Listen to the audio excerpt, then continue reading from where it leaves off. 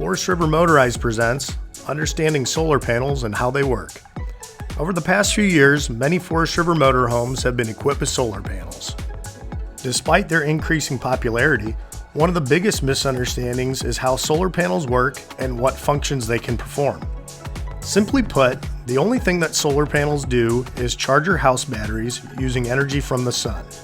Components and utilities in your RV, like your air conditioners, TVs, refrigerator, hot water heater, etc., are not powered by the solar panels themselves, but rather by shore power if plugged into a power source, your generator, or the house batteries. So how does sunlight get converted to usable energy? The solar panels take in the sunlight, then the energy goes from the solar panels into a charge controller. The charge controller's purpose is to allow the batteries to charge as fast and efficiently as possible, while not allowing the batteries to be overcharged. As components and utilities are being used, the batteries will lose their charge. As long as the energy from the sun and solar panels is greater than the energy that is being lost from the batteries, you will not run out of energy for your batteries.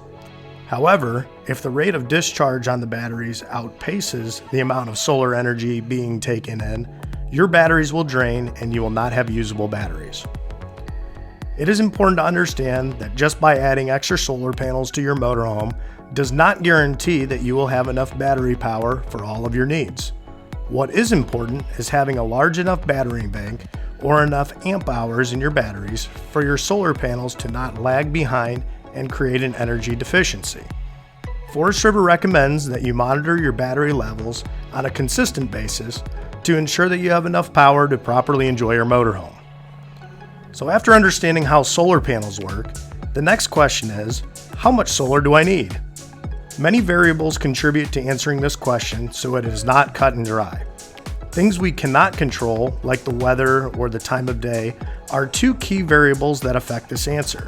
If there is no sun, there is no new energy for your panels. Other variables include which parasitic draws are present. Parasitic draws are the electrical components that consume electricity even when they are not in use. Examples include your TV antenna booster, LP gas leak detector, clocks and stereos, and plugged-in TVs or appliances, etc. Next, you'll have to determine what your goal for the solar panels are. Do you want them to just offset this previously mentioned parasitic draws, top your batteries off during storage, or have a surplus of energy while using your RV?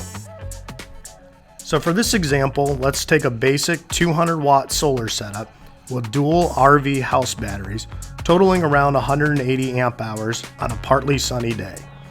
In the best case scenario, a setup like this would be perfect to take care of the parasitic draws, lights, TVs, water heater, and an RV refrigerator during the day. However, if more energy were to be used by other utilities or components, an energy deficiency would result. For instance, you would not be able to run your air conditioner, microwave, curling iron, hair dryer, or toaster oven with this solar setup. To offset that balance, more solar panels or more batteries would likely be needed.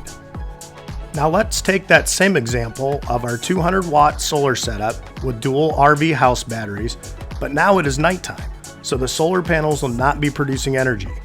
It is important to look at your battery level and determine which utilities or components are not 100% necessary.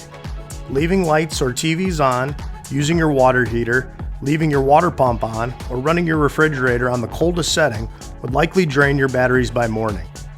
Using your stored energy from the day to charge your devices, use a CPAP, or sparingly use lights might be a better use of your battery bank and would ensure you would have adequate battery life in the morning.